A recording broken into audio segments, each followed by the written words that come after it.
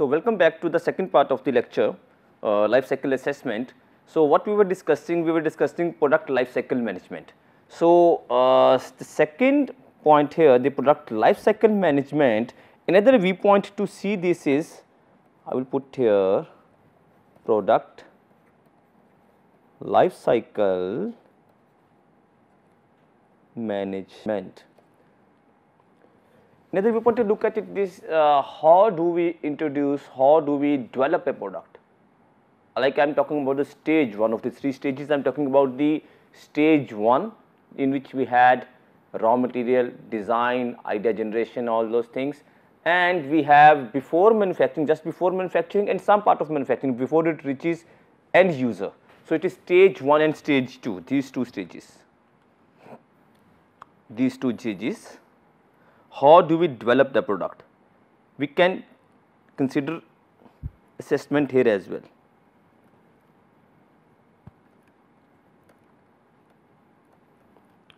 Development and manufacturing is also happening here. So, what happens is that first we have an idea.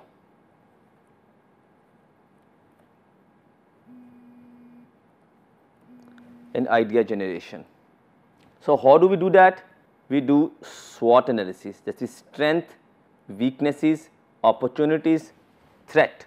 SWOT analysis will help us to bring an idea. So, internal and external SWOT analysis as well as current marketing trends, that what is the affordability, what would be the return on investments, what the customer would like to purchase. The preliminary analysis is carried out. Preliminary analysis, we also call it initial feasibility.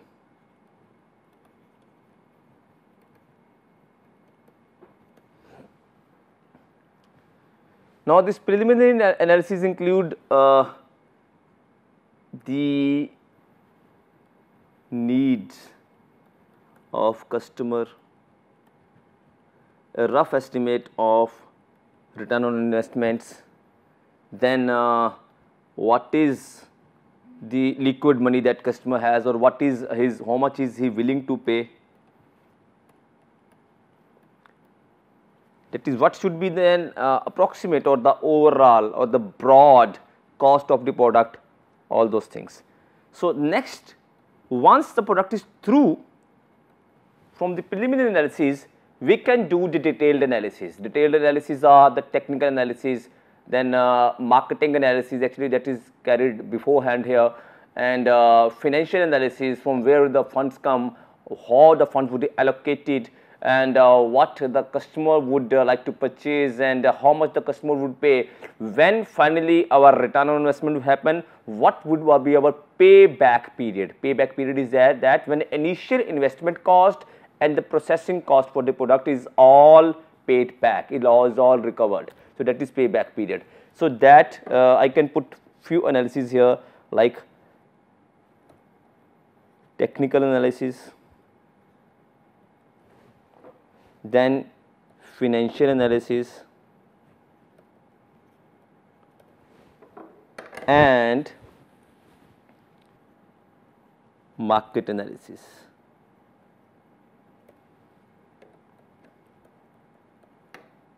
So, these can be conducted parallel as well, the technical and financial. So, when we develop the product, when we are developing the product and thinking about a general way is, we design the product, we have an idea, we design the product and we develop the product, then we do manufacturing and give it to the customer finally. Another way can be, while designing you consider about, is this possible to manufacture or not, that all these analyses are carried out, what would the funds allocated, what would the market analysis. In this case, these kinds of things is called concurrent engineering. Concurrent engineering is simultaneous engineering. In concurrent engineering, what happens, in place of this series arrangement, this is actually a series arrangement, technical, financial, market. So, these are steps here. So, in that case, all these are run in parallel. If concurrent engineering,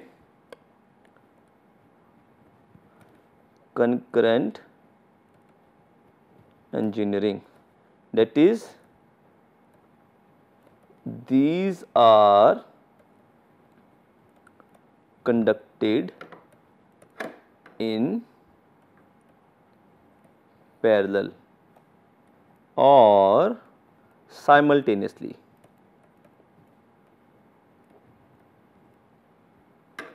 So, this is concurrent engineering.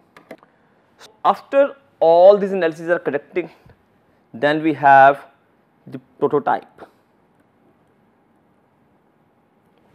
Prototype development. Prototype is an initial sample or the first product that represents the type, shape, contours or feel of the final product. For instance, if I need to manufacture, this mouse, the prototype would be a mouse that may be working or maybe not working, that has this kind of shape as well, that we can hold in hand. The weight of the prototype can also be similar, sometimes the weight is mostly not the same, it can vary. However, the product would look like the same. Okay. So, this prototype development and prototype validation also happens. Validation is the prototype acceptable by the customers or not. So, after this we have manufacturing. I will put double arrows here. We have manufacturing, and after manufacturing we have the end user or the customer.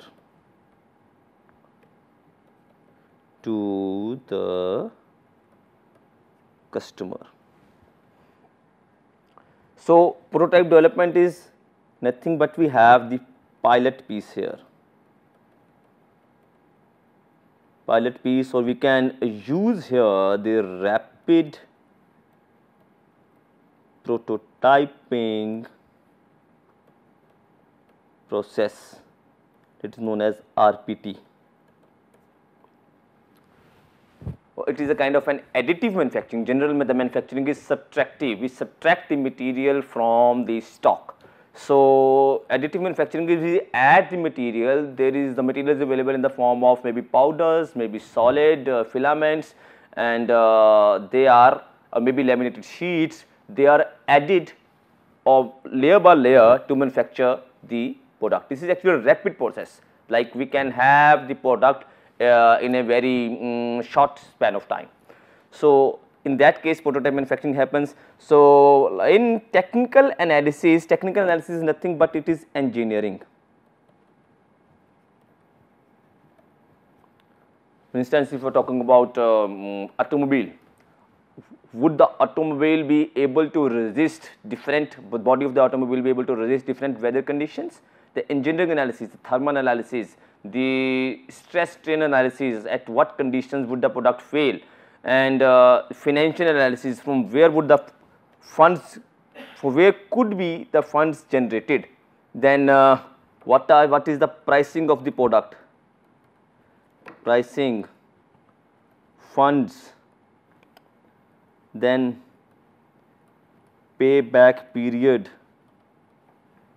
This all information is gathered here. Then we have market analysis. In market, an important point is the competitors. Who are our competitors? What are the competitors doing? What is their expected next move? That is to be known. So, in that way, because we have to put our product in the market, we have to make our product success in the market. So, we need to see what competitors are doing. So, in this course, we are trying to learn the green manufacturing systems. So, whatever we do here, from the idea generation, okay, idea is there, the customer would want this product, but we need to do all these things in manufacturing. I have taught this is actually development,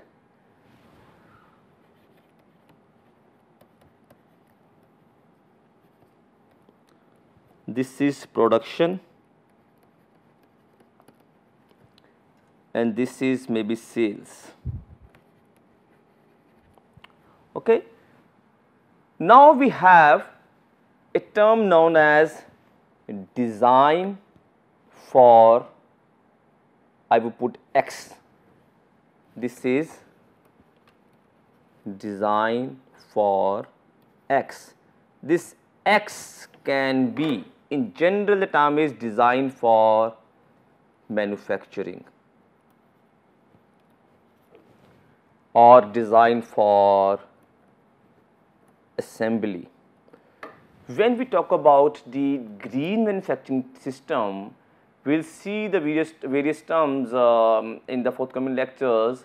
We need to maintain the product. We have to reuse the product again and again. For instance, if this is the mobile phone, if my mobile phone screen gets scratched, I have to get the screen replaced. So what I have put, generally people do, I have put here a glass screen guard. So what happens, I'll remove the screen guard and get another screen guard put into this, so as I do not have to replace my original screen.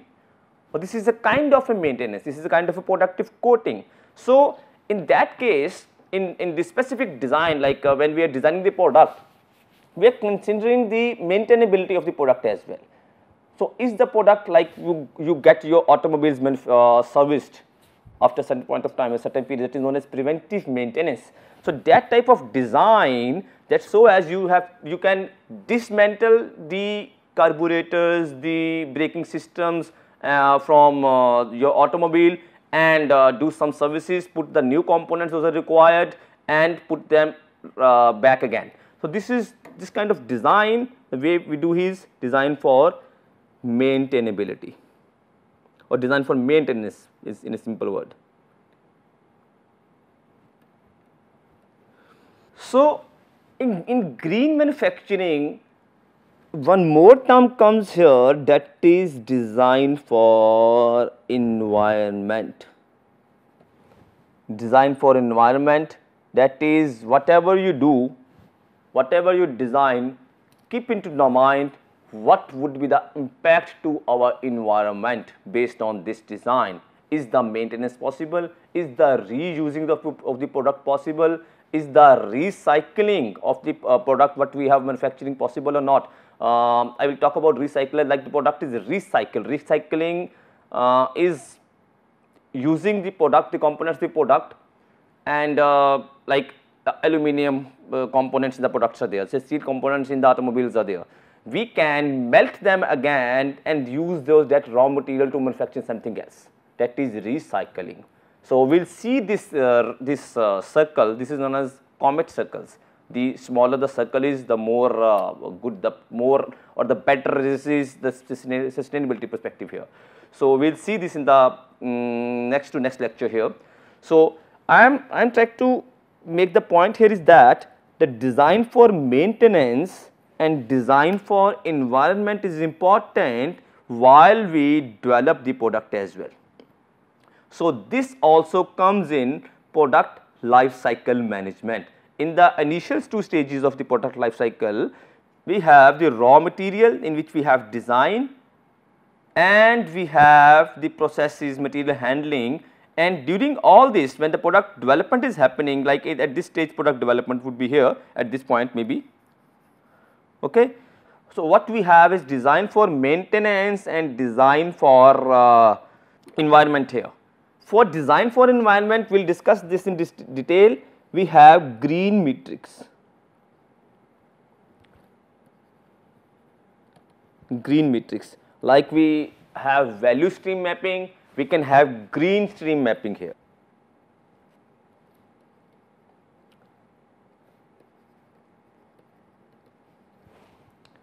So next, before coming to life cycle assessment finally, I like to discuss life cycle costing. What is life cycle costing? What is traditional costing and what is life cycle costing? Traditional costing is nothing, we just consider the initial investment that is made in the product and the operational cost and the final distribution cost. So the traditional costing is something like this, traditional costing.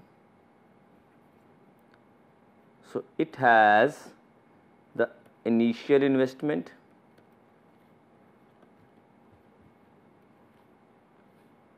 plus the operations cost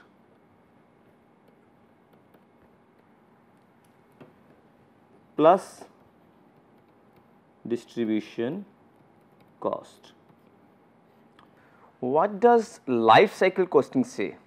Life cycle costing actually tracks and accumulates the cost that is incurred from the very starting there, from the idea generation of the product, that is initial investment, product development, product manufacturing. In manufacturing we have operation cost, then we have distribution cost, from the very initial step to the final abandonment of the product. Abandonment means when the product is finally decayed, and before this reuse, recycles things might have happened. So, I will consider here life cycle costing from the initial investment to the final maybe when the first customer has used the product and he has maybe lent the product to reuse or recycle, something like that. So, that is replacement analysis might happen after that. So, this is traditional costing which is from the manufacturer's viewpoint.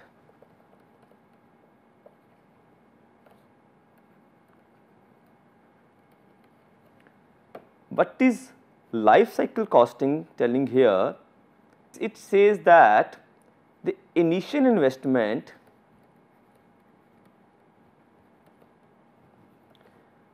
plus operations cost plus distribution cost. If you see this, this is actually the manufacturing cost only, the previous one, traditional cost. So, what does life cycle cost says? It says this portion plus the usage cost by the customer plus, or maybe I will put better, minus salvage value.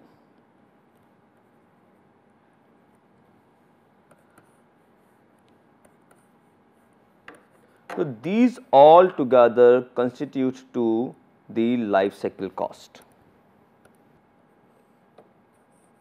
This is traditional cost only. I will put a line in between. So, what does it say? Life cycle costing is, okay, let me talk about this from the customer's viewpoint. So,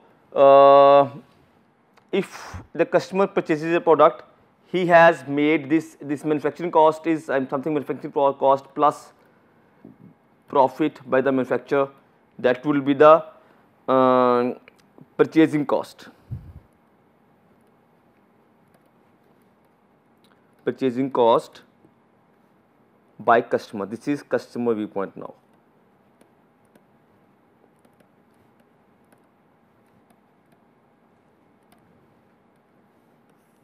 So, what does it tell here? It is purchasing cost by the customer, that is equal to, if I put this as 1, this 1 is the cost, the purchasing cost by the customer, this 1 is put here only. Okay, purchasing cost plus usage cost minus salvage value.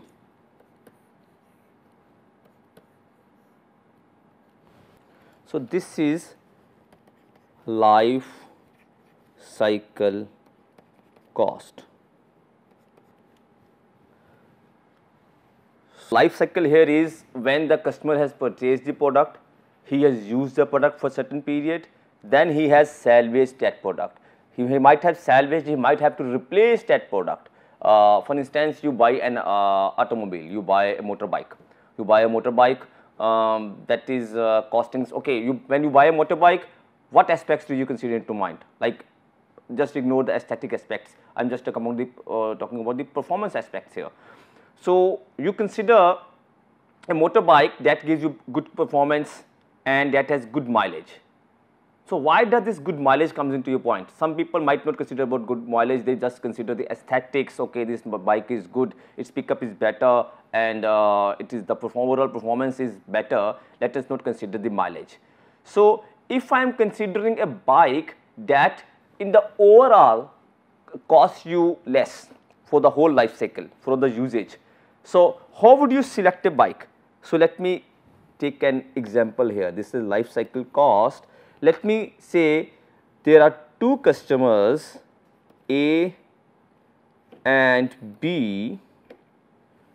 They purchased a bike whose initial cost is maybe 50,000. This is all in rupees. Okay. This is cost in rupees. Cost in rupees. And the customer B purchases another bike that is costing, let me say, 75,000. So the overall cost difference is, it is 50% of more cost in comparison to the cost of customer A here. So which bike would you like to purchase? So let me put another additional information here. This bike has better mileage. Better mileage. So to consider the cost of the product, overall the cost that the customer is paying for the product for the whole life of the product for which the customer would use that. Let me consider they are both going to use this product for 5 years, and in the 5 years, let me say the mileage or the usage cost is such that it has, usage cost is something like, it is the operation. Here the operation is not, I will put it here, it is the operation cost. Operation is not the manufacturing operation, it is actually operation plus maintenance cost. So this is the cost you do when you purchase a bike or scooter or scooty. You first make an initial investment, then the regular money which you are spending on them, then the regular money which you are spending on the product is the petrol that you are using, okay, for the usage of the product, that is operation. Then you are getting the preventive maintenance, sometimes breakdown maintenance, sometimes corrective maintenance, that is operation and maintenance cost is incurred. Let me consider this bike because it is having better mileage. If this bike is consuming the petrol or gasoline worth rupees 1 lakh in 5 years, and this is consuming, this would be consuming higher. This will be consuming, let me say it is consuming 1 lakh and 50,000 in 5 years. In 5 years. And when you sold the product, salvage value is the, actually this is known as replacement value. Replacement value is actually, there are two terms, salvage value, replacement value. Salvage value is that you have purchased the bike for rupees 50,000, after 5 years you are selling that for 20,000, that is salvage value. Replacement value is that when you are selling this bike and purchasing another one. So in that case, for example, another bike is rupees again 50,000, then 20,000 salvage plus 50,000 new investment minus, this is actually minus 20,000 plus 50,000, 30,000 would be your replacement value. So here I am considering only about the salvage value. Let me say this bike is sold for rupees 20,000, and this bike, because after 5 years the model doesn't makes much difference, the type of the bike, this is also sold at rupees 25,000. So what is the initial investment? If you see, initial investment is rupees 75,000 for bike B. So it is better to purchase bike A if you are considering cost as a factor, as a key criteria to purchase. But if you consider the life cycle costing, let us see, life cycle costing for this product is life cycle cost. For product A, the life cycle cost is 50,000 plus 1 lakh 50,000 minus 20,000. It is 2 lakh 30,000. And for this product it is 75,000 plus 1 lakh minus 25,000. So, it is actually 1 lakh and 50,000. So, this is the beauty of life cycle costing. So, considering the life cycle cost, one would purchase bike B. Considering the initial investment, he would purchase bike A. So, what is actually making the difference? I will tell you this way, one should consider the total cost of the product. So, actually what is happening in replacement analysis, the present value of the product, it happens like this. We have present value of the product which, and this is the age of replacement.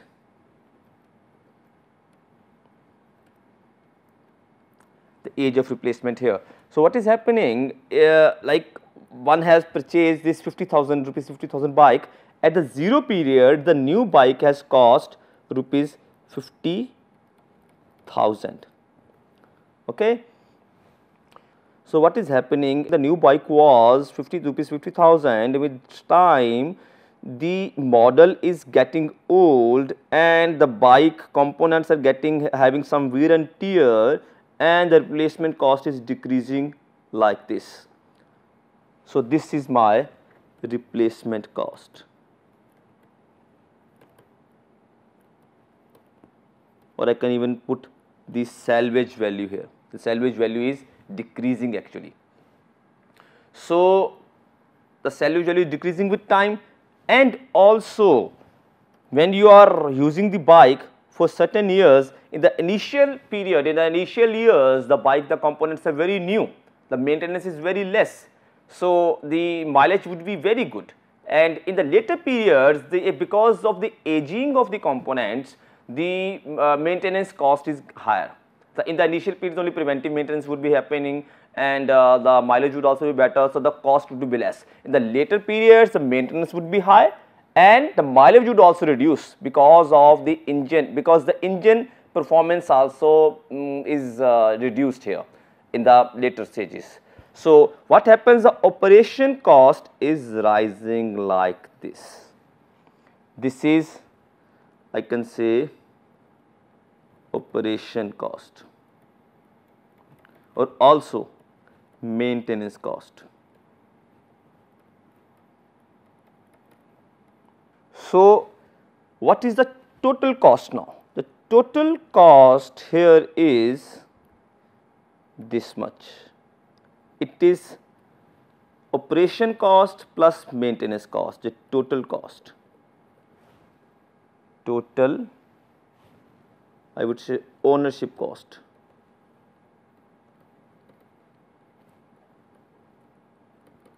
I will put it as total cost. Here total cost is equal to the operation cost plus replacement cost, that is the salvage value which you are having. So, this total cost has to be minimum. So, this is the point where total cost is minimum. It is better to replace the product at this point of time, and how to identify that, how this specific stage, that when to replace the bike, when to replace the product, this in itself is a detailed study. So, to consider life cycle costing, to study life cycle costing, it has various other streams which are needed to be studied, like we need to do market research,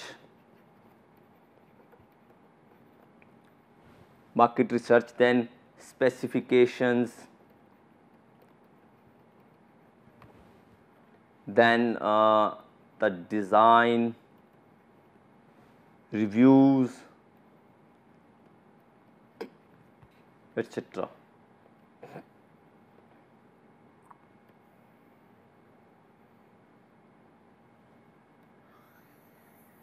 So, it is better to replace your product here. So, I think with this I'll stop here, and in the next lecture I'll cover the life cycle assessment. So, this was the initial framework, initial information on certain terminology that we'll use in life cycle assessment. Now you know what is product life cycle, what is life cycle costing, what is life cycle analysis, and what are the various kinds of stages in the product life. So, these things you know. Next we will study life cycle assessment. What are the steps, and how do we conduct life cycle assessment, and where does this life cycle assessment stands in the sustainability framework. We will see those things. So, before stopping here, I would have a task for you people. So, today we will have a task on life cycle costing. So, you please choose a product,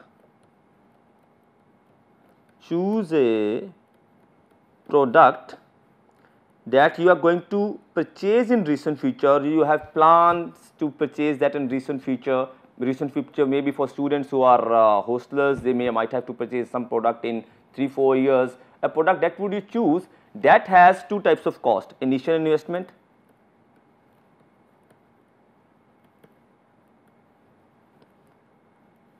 and the operations cost.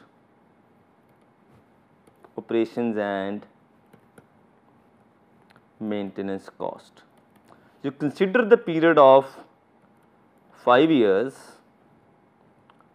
You can choose an automobile that you will like to purchase when you will get a job, or you will get when you get into the business. Okay, the people who are practitioners, what they are, if you are going to change their car, or they are going to change their motorbike, what next product you are going to purchase, which kinds of products would you choose. You consider a period of 5 years to choose any product, and choose two categories. Choose two categories of the product. Category means two types. Like you can compare Maruti car, Maruti Dzire with Etios, an example, like or you can consider any product like that. Then try to make a comparison based on the information that you have, that you can procure online, that what is the initial investment. Okay, you can choose a product, you can compare a gasoline and a CNG car of same type. Okay, like any way you can do. So, I have put two categories. These two categories can be two different products. Like I said, Maruti Swift Dzire and Etios, these are comparable. Or you can choose Maruti Swift diesel with Maruti Swift petrol. Choose these things, then you see what would be the operational and maintenance cost. Try to identify for the 5 years, try to see, or try to put some rough value. I consider, okay, both of the cars I will run maybe 10,000 kilometers in a year, or maybe 50,000 kilometers in a year. Okay, based on that, for 5 years, how many kilometers would you run? What would be the diesel or petrol that would be consumed over there, and what would be the total overall cost? And see, like if cost is the criteria, I am not considering, please keep it in the mind, aesthetics, your personal preference, not that. If cost is the criteria, which car would you choose? Try to do this task, and we will meet in the next lecture where we will discuss life cycle assessment. Thank you.